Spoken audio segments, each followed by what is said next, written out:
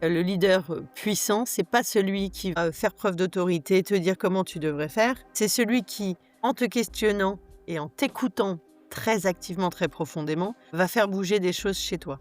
Ton rôle en tant que manager, c'est pas d'apporter des réponses, c'est d'apporter un cadre et de faire en sorte que chacun soit la meilleure version de lui-même et donc de les faire bouger, de les faire se questionner, de les faire réfléchir, de manière à trouver la solution qui va leur convenir et qui va convenir à la situation. Et donc je vais poser des questions puissantes, je fais un peu de la visualisation. Qu'est-ce qui te permettrait de sortir de ta fureur et d'écouter? En fait, en l'amenant comme ça, je l'ai amené à me dire: «Bah, moi, en fait, je voudrais». Il y avait un grand débat, moi, que j'ai eu quand on était étudiant et puis quand on a commencé à passer les étapes, c'était: est-ce qu'il faut savoir faire ou est-ce qu'il faut savoir faire faire? Quiet Leadership de David Rock. C'est une thèse assez particulière puisqu'il dit finalement, il faut transformer une personne en transformant sa manière de penser. Je vais te laisser te présenter et puis, nous résumer un peu ce livre. Allez, c'est quoi ce livre pour toi et pourquoi on en parle aujourd'hui? Eh bien, merci beaucoup Emmanuel, enchantée, ravie d'être là. Donc, moi je suis Véronique Eichmann, je suis, managing partner chez Batka, qui est un groupe de 12 entités RH qui cherchent à rendre le monde du travail plus désirable, plaçant les gens au bon endroit au bon moment avec les bonnes personnes. Donc on a plusieurs sociétés autour du recrutement, en les développant pour être toujours une meilleure version d'elles-mêmes. Donc ça va être, pas mal en lien avec le livre dont on va se parler, puisqu'on a fait des entités de coaching, et outplacement, des entités qui accompagnent, les équipes dans le changement, en agissant justement sur le collectif pour, inculquer les comportements du changement, donc avec beaucoup de coaching aussi, de team coaching, de facilitation, de formation. Et puis, voilà, on intervient sur la marque employeur, on va du RPO jusqu'à l'executive search. En tout cas, on est 160 personnes assez passionnées. Lillois d'origine, pas moi, mais l'entreprise, née il y a 20 ans. Moi, plus opérationnellement, je dirige le cabinet de chasse à Paris qui s'appelle Kiman. Et puis, avant de faire ça, j'étais pendant 10 ans à New York, où j'ai aussi vécu petite, ce qui a beaucoup, shapé, on va dire, mon personnalité et ma vie, puisque mes premiers souvenirs de vie d'ailleurs sont à New York, quand j'étais en maternelle là-bas. J'y suis retournée pendant 10 ans où j'ai rencontré mon mari, eu mes 2 premiers enfants sur les 3. J'ai 3 garçons, à New York, en dehors de mon job qui était de monter la filiale d'une agence de communication, de média planning, j'étais coach de carrière et je me suis formée au coaching à NYU, qui a été une super, vraiment, superbe période de ma vie. À l'époque, j'ai toujours voulu être coach moi, depuis l'âge de 18 ans, parce que je pense que j'avais, ce talent et cette envie, en fait, partant d'un postulat de base, hein, qui explique le coup de foudre que j'ai eu avec Batka, c'est que je ne tolère pas l'idée qu'on puisse être malheureux au travail parce que c'est 80 de notre temps éveillé. Mmh. Or, la majorité des gens autour de moi étaient pas vraiment heureux dans leur job et c'est pour ça que je suis devenue coach de carrière et à l'époque, je pensais que coacher, c'était conseiller, donner des idées, donner, son avis et puis, bah, j'ai découvert que c'était pas du tout ça et notamment grâce à ce livre qui était un peu la bible des fondamentaux de mon certificat de coaching à NYU. Notamment parce que l'auteur était l'ancien, directeur du programme de ce certificat et a ensuite monté son école de coaching à New York qui s'appelle Results. Hem Et donc j'ai vraiment découvert qu'en fait le coaching, c'est tout sauf donner son avis et donner des conseils. Et le coaching que j'ai appris moi, ou la méthode, la philosophie de coaching, dont je suis issue, elle est basée sur la neuroscience et donc ce livre en est un très bon, outil en tout cas, qui est on part du postulat de base que, toi, Emmanuel, si je te dis le mot banane, tu vas avoir un schéma de pensée qui se met tout de suite en Mmh. place dans ton cerveau très différent du mien. La dernière fois que tu as vu une banane, la dernière fois que tu as, mangé un cake à la banane, la dernière fois que tu as glissé sur une peau de banane. La Moi, j'en ai dernière un fois que autre ma ce fille a matin. pas voulu manger la sienne. Eh ben voilà, moi ce matin, mon fils, je lui ai coupé une banane pour lui mettre dans son porridge, bref. Et donc, si je te donne un conseil où je te dis: «Emmanuel, tu devrais faire ça», ça peut t'aider, ça peut marcher, mais ça sera jamais aussi puissant que en te questionnant, te faire arriver à cette même proposition par ton propre raisonnement, avec tes propres mots, avec tes propres paradigmes. Parce que tu as beaucoup plus de chances d'agir dessus si ça vient de toi et c'est vraiment autour de ça, en fait. Il Mmh. explique, quiet leadership, en fait, le leadership, le leader, puissant, c'est pas celui qui va, seulement, montrer la voie, faire preuve d'autorité, te dire comment tu devrais faire. C'est celui qui, en te questionnant et en laissant aussi le silence agir et en t'écoutant très activement, très profondément, va faire bouger des choses chez toi. Parce que quand tu dis à un collaborateur: «Tu sais, là, tu as fait ça comme ça, mais en fait, moi, j'aurais fait ça à ta place» ou «Tu devrais faire ça». OK, il va peut-être t'écouter parce qu'il a pas le choix, c'était son boss, mais en gros, comme quand on dit ça aux enfants, il va être là: «Pff, OK, très bien, je vais faire comme tu me dis, mais en fait, j'y crois pas». Si, en te questionnant, il t'amène à fonctionner d'une manière similaire à ce qu'il pense être la meilleure façon de fonctionner, on peut espérer qu'un leader a peut-être un peu plus de bouteilles, un peu plus d'expérience ou en tout cas a des bonnes intuitions, beh, tu le feras de façon beaucoup plus authentique. Tu feras à ta manière ce qu'il te conseille de faire, mais sans qu'il te l'ait jamais conseillé Mmh. et c'est beaucoup plus puissant. Voilà, c'est une intro un peu longue, mais ça faisait le lien entre mon parcours et ce livre. Non, non, et c'est pour ça que moi aussi je l'ai effectivement adoré. Par contre, ce qui est génial et je te remercie d'avoir participé à ce podcast, c'est que tu vas pouvoir l'éclairer d'un point de vue finalement coaching, et d'un point de vue recrutement. Alors on n'a pas souvent, des recruteurs et en plus tu vas pouvoir nous apporter un double éclairage entre la France et les États-Unis.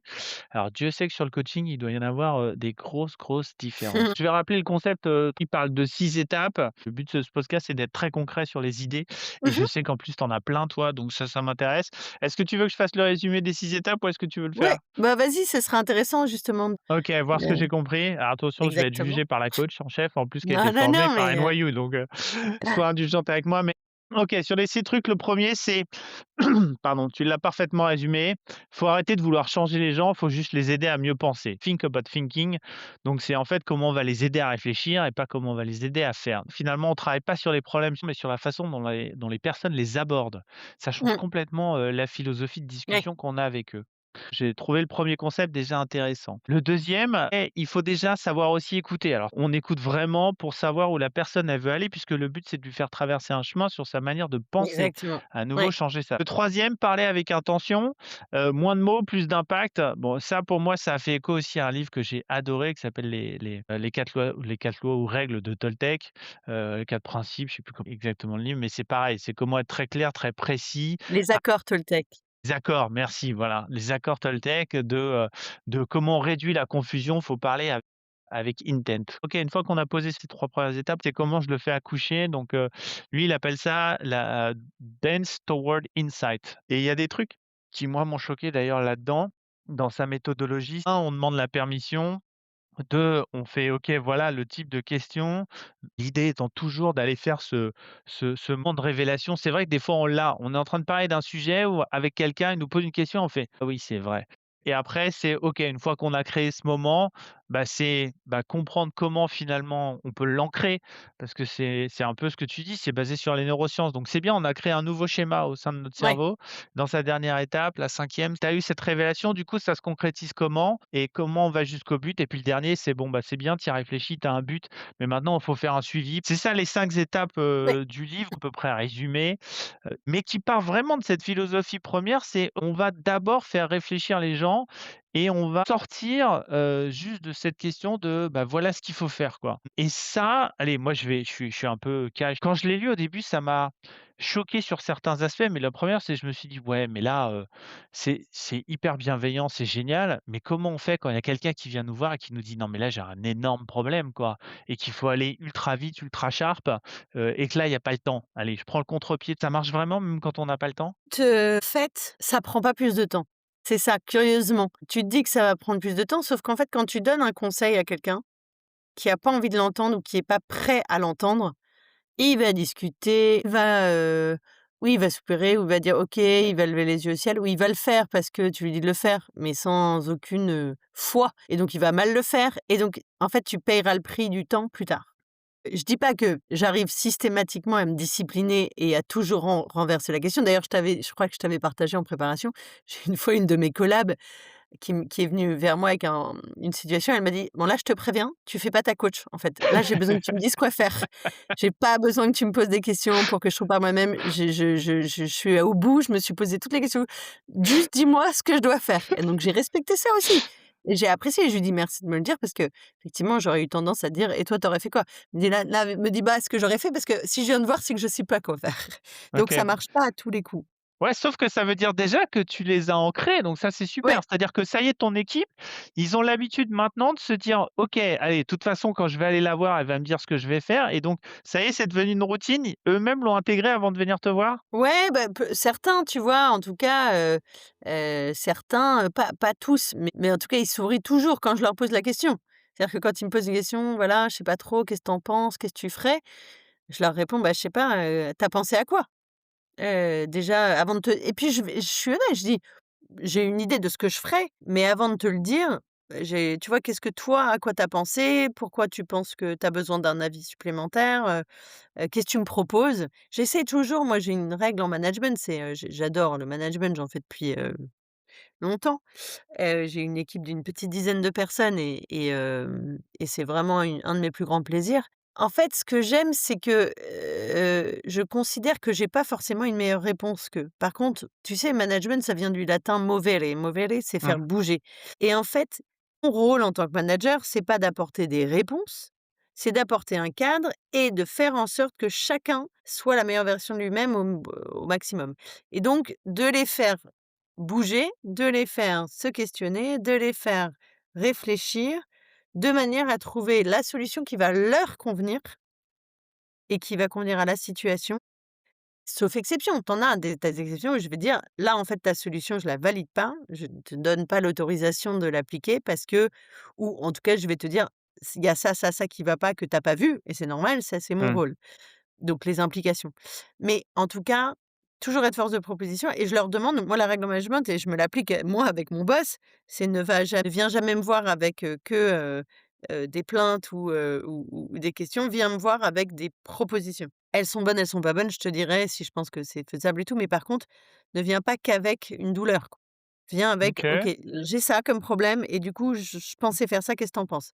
Ça c'est on gagne tous du temps et c'est beaucoup plus, c'est enrichissant, quoi et pour eux de se dire, «Je suis capable aussi de trouver des solutions et je viens chercher un avis, un esprit critique, un challenge, mais pas, et ça les rend beaucoup moins dépendants de moi aussi». Alors je validais jusque-là. Moi, j'ai un petit truc, mais alors tout ce que tu as dit avant, je suis hyper preneur, parce qu'effectivement, le fait de les accompagner et de faire cet élan, c'est la thèse principale. C'est notre rôle maintenant, c'est pas de leur dire: «Les gars, appuyez sur un bouton ou mettez un coup de Mmh. clé de 12». C'est effectivement de les aider à réfléchir, à effectivement rappeler, l'essence même. Par contre, moi, j'ai un petit souci et c'est venu aussi d'un article de la Harvard Business Review qui disait: «Attention à cette, ce diktat». Il utilisait ce mot assez fort d'obliger vos équipes à venir avec un problème, et pas de solu et une solution surtout. Parce qu'il disait: «Finalement, vous risquez de bloquer l'émergence des problèmes parce que si vraiment ils sont noyés dedans et ben, ils viennent pas». Ah oui, Heu, oui, oui, non, tu as Tu vois? raison, c'est Et donc faut être je me méfie beaucoup, donc moi, mes oui, équipes, je leur dis: «Bah, bien sûr, je préférerais que vous veniez avec quelque chose, mais alors surtout hésitez pas, vous avez le moindre problème, vous venez et à la oui, limite, on va les aider à réfléchir ensemble». Donc oui, attention, oui, moi oui. j'ai vraiment une règle très enfin moi en tout cas avec mes équipes, j'ai une règle très claire, c'est, même s'il y a un problème, vous avez pas de solution, venez, on va se poser. Pour ça que je me Oui, oui, permets non, ce mais tu as contre-pied. raison. Effectivement et je de toute façon, j'allais dire ma porte est toujours ouverte, mais je suis dans l'open space avec eux, donc de toute façon, ils viennent systématiquement me mais en fait, ce que j'essaie juste de leur dire, c'est moi, je considère que je suis là pour eux. Parfois, je suis même peut-être un peu trop là pour eux, et ce que je veux, c'est qu'ils viennent alors bien sûr, quand c'est un problème, je parle pas des problèmes perso ou des un moment, parfois, ils se sentent pas bien. Donc ça, c'est pas un problème pour moi. C'est un problème, mais c'est pas ça que je voulais dire quand je disais problème, c'est plutôt un problème business, tu vois? Oui, Quand bien tu as sûr. une situation business, je les encourage et notamment je leur dis parce qu'en fait moi je suis aussi souvent en déplacement et cetera et donc je leur propose surtout de s'appuyer sur les autres. En fait, moi je manage autant mon équipe qu'ils se managent entre eux. Je considère que c'est aussi ça mon rôle, c'est de s'assurer qu'au sein de l'équipe, il y a de l'entraide et il y en a beaucoup. Chez nous, on a la chance d'être, hyper atypique comme cabinet et plus c'est dur, plus on est solidaire, plus les équipes se serrent les coudes, plus elles viennent, avec la banane le lundi matin de se retrouver parce qu'on retrouve un collectif hyper soudé et donc quand je suis absente, et que je suis moins joignable, par définition, ils sont obligés d'aller trouver les réponses, et des solutions les uns chez les autres Mais et tu donc en tiens un fait, truc c'est en une or là. Tu tiens un truc en Ouais. or, dont beaucoup de managers rêveraient. Comment faire en sorte que dans son équipe, les gens se parlent de manière ouverte de leurs problèmes et pas juste, «Les gars, je suis le meilleur et donc même quand j'ai des problèmes, je viens pas vous en voir». Là, faut que tu nous aides. Comment tu as réussi à mettre ça en place, Mmh. quoi? Je pense que c'est déjà très lié à notre culture d'entreprise. Nous, on est vraiment pour des gens qui sont enfin, qui sommes dans le conseil RH et notamment dans le recrutement, qui a vraiment un monde de bouchers pour beaucoup de cabinets. Nous, c'est le monde des bisounours. Donc on est les gens qui nous rejoignent, ils nous rejoignent parce qu'ils veulent cette culture-là. On a recruté quasiment que des gens en reconversion, nous, chez Kiman et mais même dans les autres, que ce soit dans le coaching, dans le management de transition. À chaque fois qu'on recrute quelqu'un à la concurrence, ça marche pas. Parce qu'on a cette culture, très forte, très différente de la majorité des cabinets, finalement très commerciaux. Alors ça veut pas dire qu'on l'est OK. pas, hein, on est bien obligé de l'être et heureusement, mais en fait, on est convaincus qu'on est plus fort à 2. Donc on fait des rendez-vous ensemble, on se file du business, on essaie toujours d'amener le meilleur devant le client, même si ça veut dire que, et on a mis des systèmes de rémunération en place qui font que si tu apportes une affaire qui est, pas, dans ton champ d'expertise, mais c'est quand même toi qui l'as apportée, tu t'y retrouves et donc, tu as très envie d'amener le meilleur devant ton client parce que c'est la meilleure façon de faire un effet waouh à ton client. Donc, quand tu Mmh. penses sincèrement à ton client, systématiquement et qu'en plus tu adores tes collègues, c'est la recette miracle. Pour en tout cas, dans nos métiers, il y a ça. Ensuite, donc ça, c'est la culture d'entreprise très collective. Il y a énormément de projets transverses, il y a énormément de on fait beaucoup de séminaires, on fait des journées oxygène, on les rassemble énormément et la deuxième chose, c'est qu'en fait, c'est un autre, ça pourrait être le sujet d'un autre podcast ou en tout cas, c'est un autre livre, un autre thème qui tourne beaucoup en ce moment, c'est le leadership vulnérable. Si toi-même, tu es capable de dire à tes équipes quand ça va pas ou quand tu as un problème et que tu as besoin de en fait et que tu as pas la solution ou que tu t'es trompé et qu'on n'a pas toujours tout bon, qu'on essaie de bien faire, mais parfois on prend des décisions qui sont pas, les meilleures et on sait le reconnaître et on sait expliquer pourquoi à ce moment-là, on a dû prendre cette décision, qu'elle est pas parfaite. Tu crées ça aussi dans l'équipe. Tu crées si toi tu arrives à être vulnérable, tout le monde est capable de l'être et de se partager, donc j'ai pas tellement et puis en plus Mmh. dans mes équipes, j'ai personne qui a un soi fort. Je Tu sais, t'invite tu as je vais rebondir sur juste ton oui. point. Je t'invite à et je fais un l'épisode 4, qu'on a lancé là, il y a pas très longtemps, avec, Emery, est justement sur le livre, Getting Naked et c'est exactement cette thèse-là. Ah ouais. Et c'est, Ah bah, en je vais fait, l'écouter. c'est et en plus Emery a été quelqu'un de génial. C'est OK, comment finalement en faisant apparaître, une vraie discussion avec un client et en interne, en disant: «Bon, il y a un problème, en fait, on va être très transparent monsieur le client, on ne sait pas le régler, mais venez, on va se poser ensemble et je vous assure qu'en fait, on va savoir le régler et on le saura Mmh. le régler». Mais être transparent sur dire: «Bah oui, là, ça a pas marché clairement, on s'excuse, on regarde et on s'améliore». Et d'être dans une transformation. Cet épisode est génial et fait complètement écho à ce que tu viens effectivement d'évoquer et donc tu as réussi à mettre ça en place donc du coup, c'est aussi un autre bouquin, c'est Objectif Zéro Salcon, dans tes équipes? Écoute, en tout cas, nous, c'est vrai qu'on en a pas. Mais en fait, on le tolérerait pas et surtout, ils seraient pas heureux chez nous. En fait, je pense aussi que les gens, ne les «sales cons» entre guillemets ou les gens très, terre brûlée, individualistes, ne seraient pas du tout épanouis dans notre culture d'entreprise. Donc on les recrute pas, on les attire pas, on on n'en a pas envie et honnêtement, moi, ça fait 10 ans que je suis dans cette boîte. On a fait des erreurs de recrutement autres, mais jamais celle-là. D'accord. Parce qu'en fait, je pense qu'on le voit tout de suite et ça nous donne pas du tout Et donc envie, quoi. toi, parce que pour appliquer le livre, je vais revenir aussi Ouais. aux premières phases, il dit: «OK, dans les premières étapes, c'est bon, une fois qu'on a compris le principe, c'est les aider à faire réfléchir». Il dit: «Attention, ce qu'il appelle le dance toward insight, comment faire révéler ce: "Ah ben oui, oui, enfin oui, j'ai raison». D'ailleurs, il dit pas: «Tu raison», il dit: «J'ai raison» parce que Mmh. c'est toi qui l'as fait accoucher. Le premier, Mmh. alors je voudrais savoir, je voudrais faire écho, c'est voir si c'est culturel. Ils disent: «En fait, faut beaucoup demander la permission». Alors c'est très ricain, enfin moi ça me parle pas.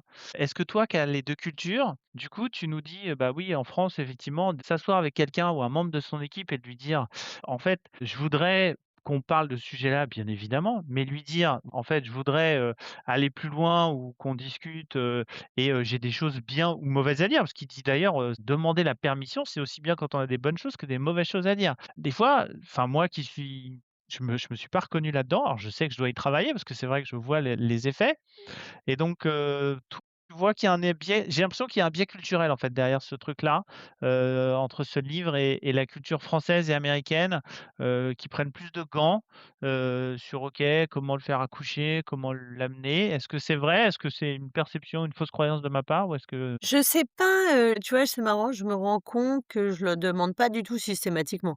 C'est plutôt en fait, quand quelqu'un vient me voir avec un sujet, je considère que j'ai la permission par définition. Cette personne vient me voir avec un sujet, voudrait mon regard, mon avis, mes ou mes questions. Donc ça, il y a pas besoin de demander la permission. et En pourtant dans le revanche bouquin, il le dit. ouais, alors moi je considère, alors c'est mon Ouais, moi côté aussi. français. En revanche, quand, quelqu'un dit quelque chose ou que j'ai observé quelque chose et que je me dis qu'il faut que j'en parle, en fait, il y a 2 situations. Il y a soit quelqu'un dit quelque chose et il me demande pas spécialement mon avis et je peux lui dire à ce moment, une fois qu'il a fini: Est-ce que tu m'autorises à te donner un conseil?» Donc là, c'est un conseil ou «Est-ce que tu m'autorises à te faire un feedback?»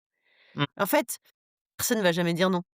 Déjà cette question, c'est un peu bête, mais le fait de demander la permission, ça met la personne dans les conditions de le recevoir. Parce que la culture du feedback, nous, on essaie vraiment, tu vois? En plus, on a dans nos 12 boîtes, on a une boîte de formation, enfin, on en a 2 d'ailleurs et on forme, on a une académie pour nos 160 collaborateurs, c'est open bar sur ces formations qu'on offre à l'extérieur qui sont de très haut niveau et qu'on offre entre guillemets «gratuitement». Ça fait partie de on n'est sans doute pas le cabinet qui paye, le plus et on le sera jamais. Par contre, tu vois, on fait un bilan social individuel en fin d'année pour qu'ils voient, bah, tu as passé, 5 jours dans toute l'année sur des journées oxygène à réfléchir, à te faire former, à avoir un mmh, intervenant de haut niveau.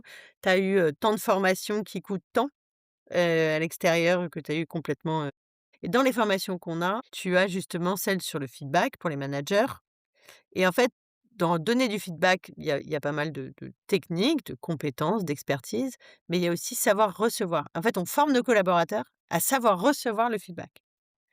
Et quand tu formes les managers à en donner et d'ailleurs, en fait, toute la boîte parce que, nous, on est aussi très reverse coaching. Enfin, tu sais, moi, je manage des gens qui ont tous à peu près, mon âge. Je leur dis tout le temps, en fait, «Vous me managez autant que je vous manage, en fait, hein». Parce que, vous me faites grandir en tant que manager, par votre exigence, par vos différentes configurations, parce qu'eux mêmes ont été parfois managers dans leur passé mmh. et donc le feedback, pour moi, demander déjà la permission de donner du feedback, ça met la personne en condition de le recevoir. Donc on est Et plus donc ils vont dans un t'écouter finalement beaucoup dans un plus. schéma de commencer à brancher les bons neurones pour qu'ils soient en méthode d'arriver sur ce moment en disant: «Ah oui, OK, on va le faire comme ça, quoi». Ouais, exactement.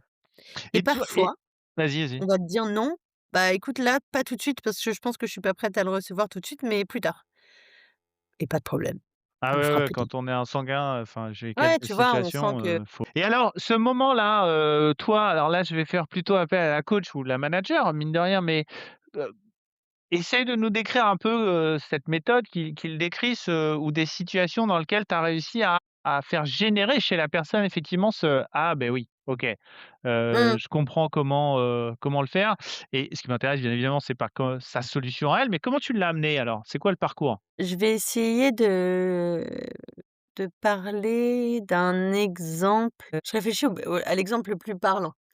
En fait, j'en ai plusieurs. J'avais un consultant une fois qui était bloqué, avec un client. Le client, était, pas satisfait. Alors nous, comme plus les missions sont difficiles, plus on communique. C'est ce qui a fait la clé de succès aussi. Si c'est dur, c'est qu'il y a un truc qui va pas dans le brief, il y a trop de tension entre l'attractivité et les exigences du poste, il faut qu'on en parle, il faut qu'on partage avec nos clients ce qu'on a fait, nos difficultés. Peut-être que parfois le client va avoir une idée. Là, il était bloqué parce que le client était, stressé, voyait rouge, voulait voir que des CV des candidats et on a essayé de lui expliquer qu'on pouvait continuer à chercher quelque chose qui n'existait pas, mais qu'on n'était pas des magiciens. Bon et ça prend du temps, ça prend de l'expérience avant d'être Mmh. capable de dire ça à un client avec beaucoup d'assertivité et donc là, c'était typiquement ça, consultant bloqué. Il me disait: «Je le client, il veut plus me parler en gros tant que j'ai pas des nouveaux candidats à lui présenter». Or, tant qu'on n'avait pas cette conversation, on ne pouvait pas avancer puisqu'on ne pouvait pas trouver des candidats qui n'existent pas.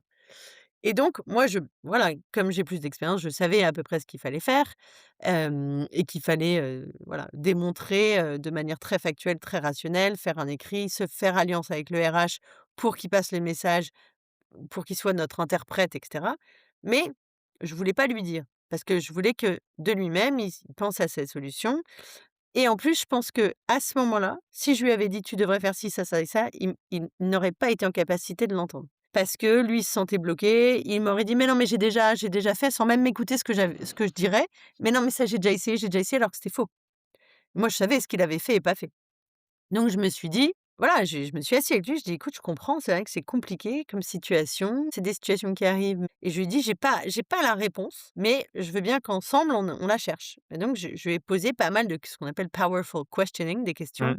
puissantes en lui disant: «Si tu étais toi dans la peau, du RH», je l'ai mis dans la peau du RH, je l'ai mis dans la peau du client, d'abord dans la peau du client, je dis: «Qu'est-ce qui, te essaie de te mettre, de visualiser, tu te rends compte, lui, il a quand même un besoin urgent de recrutement, il trouve pas, ça le met dans le rouge, du coup, il a plus de boulot que d'habitude, il stresse, il se dit qu'il s'est peut-être trompé de cabinet et tout. Mets-toi dans cette situation», je fais un peu de la visualisation. Qu'est-ce qui te permettrait de sortir de ta fureur et d'écouter, en fait? Parce qu'en fait, c'est qu'on avait un Mmh. client qui nous écoutait plus, et donc en fait, en l'amenant comme ça, je l'ai amené à me dire: «Bah, moi, en fait, je voudrais», alors d'abord, il me dit: «Ben, il y a rien, et j'ai juste besoin d'un CV, qui marche». Je fais: «OK, mais sachant que ça, on sait, toi et moi, que ça existe pas, puisque tant qu'il change pas le brief, on le trouvera pas. OK, qu'est-ce qui pourrait t'aider à redescendre un peu, à écouter?» Et de lui-même, il me dit: «Bah, je pense que, en fait, il veut, moi, j'aurais plus envie d'écouter le cabinet, parce que, je pense que la faute vient du cabinet, donc par contre, je serais peut-être plus à l'écoute d'un collaborateur ou d'un pair, notamment le DRH, parce que je serais moins à vif quand lui m'aborderait, et j'aurais un peu plus d'estime, en fait, à ce moment-là, pour cette personne-là».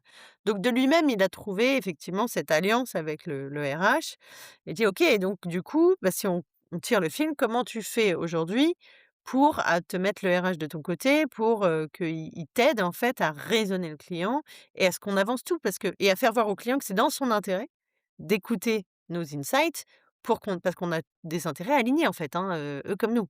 Mmh. Et donc j'ai tiré le fil de comment il pouvait aborder davantage le RH, qui d'ailleurs était pas très impliqué dans cette chasse, ce qui est toujours problématique, hein, parce qu'en fait, il faut que les 2 soient impliqués, sinon ça n'avance pas, surtout dans une chasse difficile. Et je lui dis: «Qu'est-ce que tu peux faire? À quoi est-ce que tu penses que le RH va être sensible?» Et comme ça, en plus, il connaissait mieux son client que moi. Moi, je connaissais la solution dans sa globalité, mais je connaissais pas les personnes, parce que je suis pas en supervision, en permanence, de toutes les missions. C'est des grandes filles, des grands garçons. Et Et tu donc l'as de vu lui-même, il a trouvé les ce clés. moment physique où il a: «Ah oui, OK, je vais cranter, je vais faire ça»? J'ai vu le moment physique où il sortait de la désespération, enfin de l'exaspération et de la désespérance de: «Il y a pas de solution, j'ai un client buté», et qu'en fait, il était aussi buté que son client. À ce moment-là, j'ai vu ses épaules redescendre, j'ai déplacé la conversation, en fait. Je l'ai mis dans les je suis allée chercher toute l'empathie qu'il pouvait avoir, en le mettant dans les chaussures de son client, mais en ne validant jamais, le comportement du client qui s'était mal comporté, en disant: «Ça, c'est pas OK, mais on gérera ça plus tard. Là, c'est pas l'enjeu». Et donc je l'ai vu, en fait, ouais, physiquement, baisser les épaules, moins crisper les mâchoires, je me suis pas dit tout ça à l'époque, mais maintenant que tu me fais repenser à ce moment, et puis décaler son mental vers, en fait, du problème bouché à la solution et à l'ouverture. D'ailleurs, alors super exemple, merci. Donc à utiliser la techno sur la visualisation. Il donne dans le livre, hein, pas mal d'exemples, de questions et tout pour ceux qui voudront aller plus loin. Il y a un point aussi moi qui m'a heurté et tu viens juste de faire écho, donc je me permets tout de suite de rebondir, c'est, problème versus solution. Moi, je suis un ingénieur à la base, qui a jamais fait de l'ingénierie parce que voilà, c'était pas ma compétence première, mais je le savais dès le départ, je le savais dès le lycée. Par contre, j'adorais la structuration. Et je me disais Mmh, pour comprendre quelque chose, d'abord on va retourner à la base pour comprendre. Donc pour moi, il y a un peu un biais psychologique de si je veux trouver une solution, il faut que je comprenne le problème.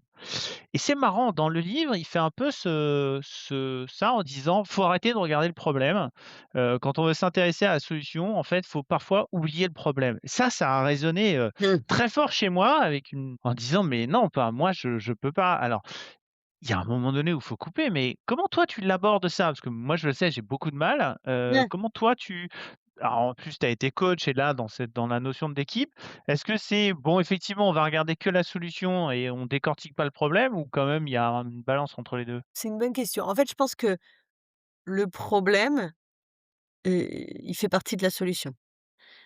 Tu peux pas te désintéresser complètement du problème. Par contre, tu peux faire ce que j'appelle une, Alors c'est pas une translation, tu sais, en mathématiques, ça s'appelait? Tu vois ce que je veux dire? Une Bon, translation est un si, décalage si, en ça ouais, c'est ça.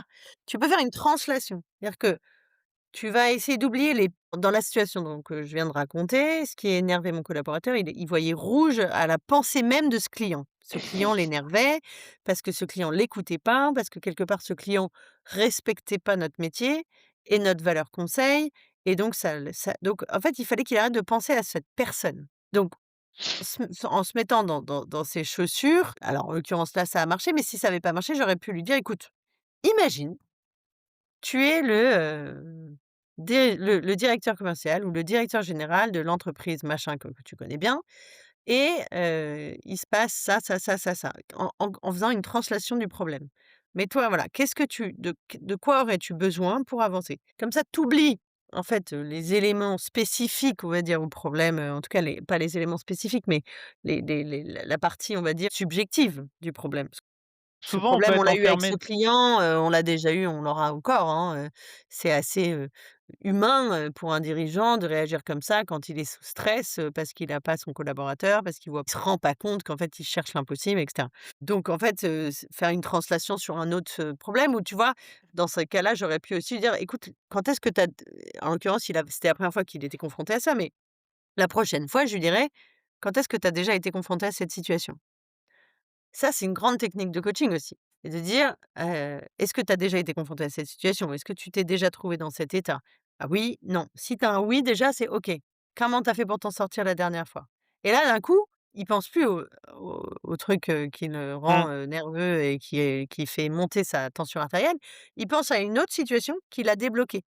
Donc il voit vert et il est beaucoup plus calme parce qu'il sait que du coup, je lui rappelle qu'il a déjà réussi. Ouais, donc du Donc coup, tu effectivement, tu le lances et c'est là où je te rejoins tout à fait. D'ailleurs, il y a un épisode aussi hem, sur internet que j'ai vu dernièrement, c'est finalement on confond le problème, la faute à qui?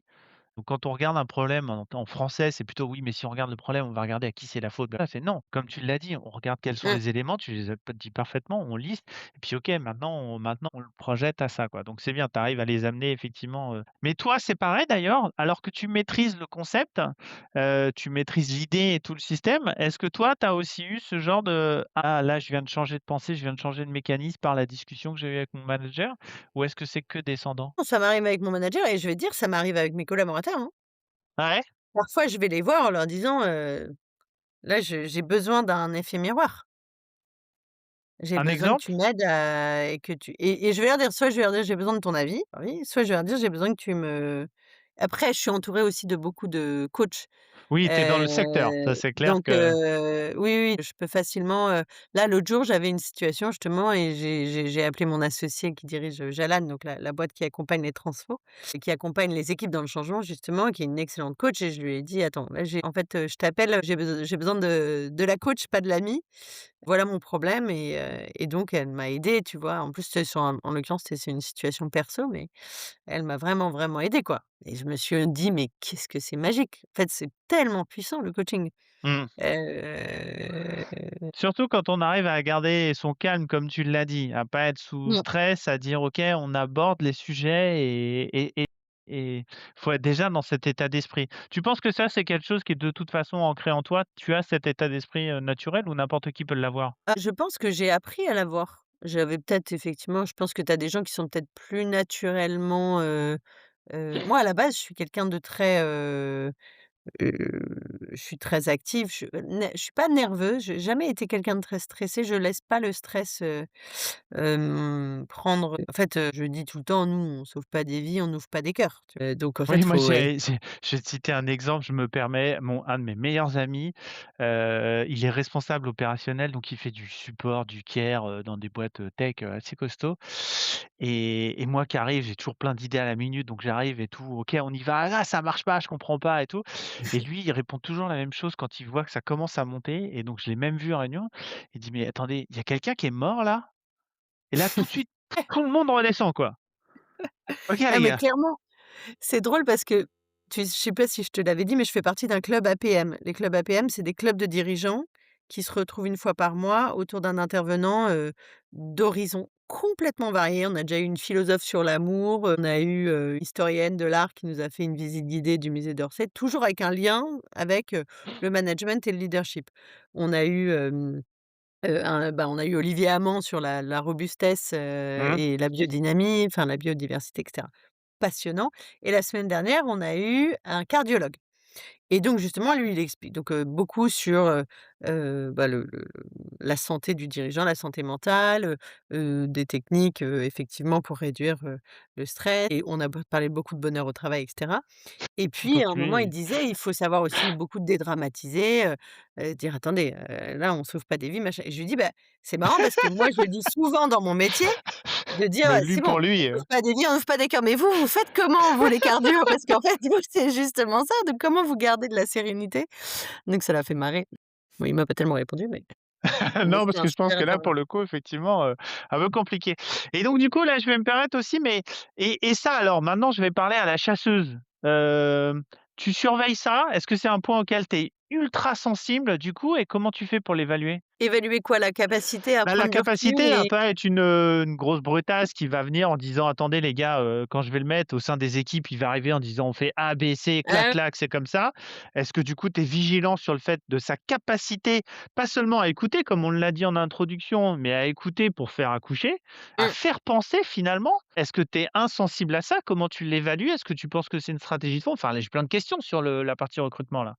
Déjà, donc l'évaluation, c'est très empirique. C'est-à-dire qu'au bout d'un moi, Est-ce ça que fait c'est 10 important ans. déjà? Est-ce que faut l'évaluer? Est-ce que pour toi c'est Ah bah, oui, oui, oui. Ah bah, oui, et selon la situation, j'ai des clients qui vont vouloir des leaders, rouges, très, mmh descendants, parce que la situation le demande, et moi, je m'adapte à mon client, hein. Donc je ne comment dire? Je ne discrimine pas systématiquement un leader, très top down, si c'est ce dont mon client a besoin, c'est ce dont mon client a besoin à ce moment-là. En revanche, c'est vrai qu'on a quand même plutôt des demandes de leaders, modernes, donc des leaders, voilà, plutôt coach, le management coach, le manager coach, c'est plutôt, ouais, 80 des demandes, donc comment je l'évalue? Bah, en fait, je pense qu'une des raisons pour lesquelles nous, on a un très bon taux de transfo, tu vois? On a, je sais pas, 1 peut-être ou 2 de nos recrutements qui fonctionnent pas parce que ça reste pas une science, et puis il y a des mh. éléments qu'on maîtrise pas non plus chez nos clients. C'est que, on sait vraiment instaurer un climat de confiance dès le départ. En fait, nos candidats nous le disent souvent, et je pense que c'est ce qui a fait le succès du cabinet depuis 20 ans. Un des principaux points, c'est que l'expérience candidat est extrêmement qualitative. On prend pas du tout à la légère notre responsabilité de prendre des gens en CDI pour les mettre en période d'essai. Donc on ne le fait que si on est convaincu que c'est aussi bien pour eux que pour notre client. Et en fait, moi, je passe beaucoup de temps à me présenter avant de débuter un entretien. Je parle de mes enfants, je parle de ma vie, je parle de ma passion pour mon job et pour ma boîte. Et du coup, les gens, tout de suite, ils se sentent en Ouf. confiance. Et Mmh. donc, comme ils se sentent en confiance, ils se livrent. Ils sont pas, sur la défensive, ils se disent pas, «Je suis sur le grill, il faut que je fasse gaffe à ce que je dis». Ils sont beaucoup plus authentiques. En fait, comme nous, on est hyper authentiques, on va, finalement provoquer ça chez l'autre, dans la grande majeure partie des cas, hein. Après, il y a toujours des exceptions. Il y a toujours des gens qui jouent un rôle et cetera. Et après, en fait, une des meilleures façons, moi, je trouve, d'évaluer, hein, de façon en fait, mettre du rationnel sur l'irrationnel, parce que c'est ça évaluer, Mmh. c'est de leur faire parler de leur faire parler de situations réellement vécues. Moi, une question que je pose très souvent, c'est, parlez-moi d'une situation où vous vous êtes complètement planté, qui vous a forcé à vous remettre en question et à faire autrement que d'habitude, et qui vous a fait grandir au point qu'aujourd'hui vous l'aborderiez pas du tout de la même façon. Alors déjà, tu en as, 10 qui sont incapables de trouver cette Ah bon? situation. Donc là, c'est Tant quand que même, ça? ah ouais, et là tu te dis: «Bon, bah, gros sujet de c'est quelqu'un qui s'est jamais remis en cause». Ouais, alors que C'est quand même la embêtant. clé, on le sait, c'est la différence, il y a un concept, c'est le fixed mindset et le growth mindset. Enfin, si on Mmh. n'est pas prêt d'évoluer, on va nulle part, quoi. Ouais, exactement. Et puis, tu vois, des mises en situation surtout, enfin pas des mises en situation, alors on est capable de le faire, hein. On a aussi on est aussi un cabinet qui fait de l'assessment, avec des mises en situation. Parfois, c'est nos clients qui le nous, on fournit à nos clients des assessments, Mmh. métiers. Mais tout simplement, des mises en enfin des, projections ou je leur demande de me raconter des situations managériales, tu vois, vécues, et de me dire: «Bah, voilà, parlez-moi de votre plus belle en tant que manager à votre entreprise? Qu'est-ce que vous avez fait pour qu'est-ce que ça a donné comme, comme effet et pourquoi? Comment vous voilà, comment vous qu'est-ce qu'on dit de vous? Puis après on fait des prises de référence aussi, hein. Toujours 360 plus un pair N-1. Comme ça, tu as Ouais. une vision, très, circulaire, on va dire, de la personne. OK, donc critères clés, effectivement, authenticité et mise en situation pour aller faire émerger. Ah moi, je sais que j'ai eu, des managers rouges et j'ai des amis qui en ont, ouah, il y a un moment donné, les gars sont déconnectés de la réalité de ce qu'on Ouais. demande maintenant, quoi. Mmh mh. La partie top down et puis en plus, moi, je trouve que ça marche pas dans certains secteurs. C'est-à-dire que, quand j'ai un truc qui est sur étagère où il faut que les gens ils exécutent, bon, bah, il y a pas de débat. OK, ça peut encore fonctionner, mais on est quasiment plus là-dedans maintenant. Il y a beaucoup de boîtes qui doivent se réinventer, qui doivent aller chercher et donc si on fait pas émerger, cette énergie d'ailleurs, c'est ce que dit le livre. Et attendez, votre métier, si c'est de faire exécuter, bon, bah, très bien, c'est une Mmh. usine moderne. Si votre métier, c'est de faire réfléchir les gens, complètement, différemment. Mais du coup, ça pose aussi une question et c'est la le débat qu'on a eu avec Sirius, en off, question, c'est comment on arrive à mettre en place alors certes, faut le lire, mais pardon, je comment on arrive à Mmh. mettre en place cette méthode? Comment on va l'incorporer? Comment toi alors, il faut faire quoi? 3 ans à NYU pour arriver à se transformer et à devenir un meilleur manager en faisant émerger ça chez ses collaborateurs? Et puis comment un jeune manager finalement, va pouvoir commencer à écouter pour comprendre et pas pour répondre? Hem, c'est quoi la clé? Par où on démarre? Déjà par le livre bien évidemment, mais après comment on toi c'est quoi tes conseils là-dessus? Je suis pas sûre d'avoir bien compris ta question. Comment qu'est-ce que tu veux dire Bah, par mettons, Sirius sort, demain, école de commerce, OK, super et puis il se dit: «Bon, oui, j'ai bien compris que, je vais subir des managers, certains vont être très mauvais, mais d'autres vont être aussi» et puis s'il veut faire comme ton équipe là, s'il veut le faire entre eux, s'il veut commencer à être capable de faire émerger chez ses collaborateurs et devenir un peu un référent, s'il veut commencer à avoir finalement cette, optique de, bah, tiens, on va travailler ensemble et donc on va se challenger et non pas juste en disant: «Bah, tu devrais faire ça», mais en disant: «Tiens, travaillons ensemble à comment faire émerger la bonne idée». Pas évident. Comment on fait pour travailler ça, pour incorporer ces mécanismes, en soi? En fait, je pense que, c'est fake it until you make it. En fait, faut ça cette méthode-là, elle est elle est valable dans la vie perso aussi. C'est-à-dire en fait, si, tu sérieux, tu peux commencer dès maintenant avec tes camarades d'école, avec tes potes, quand dès que quelqu'un a un problème et tout, d'essayer plutôt que de lui donner la solution ou ton avis, de lui poser des questions. Et en fait, c'est un muscle, en fait, c'est un réflexe au bout d'un moment. Si à chaque fois que quelqu'un t'aborde avec, une situation, un problème, un dilemme, tu lui poses des questions au lieu de lui donner des réponses. Alors après, quand tu as quelqu'un qui est vraiment pas bien, qui a juste besoin de qu'on lui dise: «Écoute, je suis là», et qui a besoin d'être parfois les gens ont juste besoin d'être écoutés, sans qu'on Mmh. parle. Parfois, ils ont besoin vraiment qu'on leur donne des idées parce qu'ils sont plus capables d'en avoir. Et puis souvent, plutôt que de leur donner des idées, il vaut mieux en leur posant des questions, en étant vraiment activement à l'écoute de leurs, émotions, de ce qu'ils disent et de ce qu'ils disent pas, de poser des questions réconfortantes, mais aussi des questions qui vont leur faire, penser à autre chose, si tu veux, ou OK. autrement. Ouais, donc faire émerger et finalement utiliser le quotidien. Comme tu dis, utiliser, toutes les situations pour déjà se mettre dans cet état d'esprit qui va être clé à mon avis. Bah, d'ailleurs tu l'as dit au niveau des managers, mais est-ce que pareil dans vos recrutements, est-ce que c'est cette capacité finalement à être, capable de prendre le feedback et faire émerger et pas Ah qu'en ouais, tant que manager, vous l'évaluez aussi? ouais, ouais, hyper important. En tout cas, on va le faire pour nos clients et on va le faire encore plus pour nous. Moi, je considère enfin, si tu veux, on parle beaucoup de potentiel. Le potentiel, c'est le croisement entre, il y a plusieurs choses dans le potentiel, mais quand on parle de haut potentiel, déjà, quelqu'un qui est capable de se remettre en cause, de grandir, de prendre le feedback et de devenir meilleur Mmh. et qui a envie, en fait, d'être meilleur. Parce qu'en fait, si tu penses que tu es déjà, finalement, arrivé ou qu'en fait, tu cherches pas spécialement à être meilleur et c'est C'est OK, vrai ça. hein, mais tu pas de potentiel. Le Ah oui. potentiel, c'est quelqu'un qui cherche à être meilleur sans cesse et on a toujours une marge toute sa vie, même à la retraite, on a une marge de progression. Après, je peux comprendre qu'à la retraite, tu cherches pas spécialement à être meilleur, tu cherches juste à profiter de la vie. Mais dans les faits, voilà, à apprendre, à découvrir, à partir du principe que ce qui était vrai hier sera peut-être pas vrai demain, que la manière dont tu as géré une situation X sera pas, la bonne manière de gérer une situation Y. Oui. Bah, ça change énormément et comme tu dis, il faut créer des nouveaux schémas mentaux, on en revient, hein. Il faut créer des nouvelles habitudes, des nouveaux schémas. Il y a des nouveaux outils qui sortent, on le sait, Mmh. Bulle à bulle, de toute façon, ça a changé la vie et donc il y a à nouveau, faut s'adapter et en plus, le point dont on n'a pas trop, parlé aujourd'hui, c'est, l'ancrage finalement. Une fois qu'on a fait émerger ce nouveau schéma, il faut l'ancrer, il faut le structurer et ça, c'est pour ça aussi que je pense que les gens reviennent sans cesse parce que des fois, on manque d'ancrage et c'est aussi, le but de ce podcast, c'est OK, comment ça s'est appliqué? Comment je peux l'ancrer?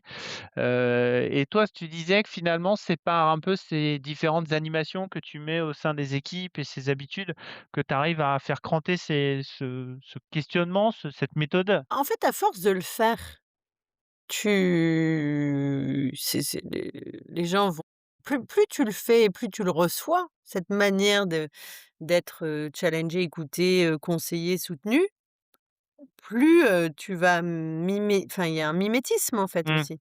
Comme ça devient la culture de l'équipe aussi. Tu vois, la culture de l'équipe de se dire les choses, tu vois? Nous, en fait, à chaque personne qui intègre notre équipe, on fait un exercice que je trouve toujours hyper intéressant. On se met en 3 groupes. Tu as le groupe, de la personne, qui nous rejoint avec, 1 ou 2 autres personnes. Un groupe qui travaille sur, quels conseils donner à cette nouvelle personne qui arrive. Un groupe qui travaille sur, quels sont les éléments de culture de notre équipe. Alors, c'est toujours un peu les mêmes, mais c'est toujours bien de les revisiter. Mmh. Et puis ensuite, on partage en collectif et puis donc la personne qui est, nouvelle, elle va discuter avec son petit groupe de ses attentes et ensuite on confronte tout ça en collectif et donc nous, on dit souvent, bah, la culture de l'équipe, on se dit les choses, parfois de façon un peu cash, faut pas être trop sensible, mais par contre on se dit les choses et comme OK. ça reste pas, ça s'envenime pas. On se soutient, on est là les uns pour les autres, on essaie, tu vois, de s'accorder du temps et donc on essaie aussi d'être beaucoup en présentiel parce qu'en fait, tu pas tout ça en télétravail. Donc voilà et en fait, culture eats strategy for breakfast, quoi. Donc en fait, Mmh. la culture, c'est tellement plus puissant. C'est vraiment le conseil que je peux donner à tout leader, c'est vraiment travailler sa culture, l'entretenir, ça se cultive une culture.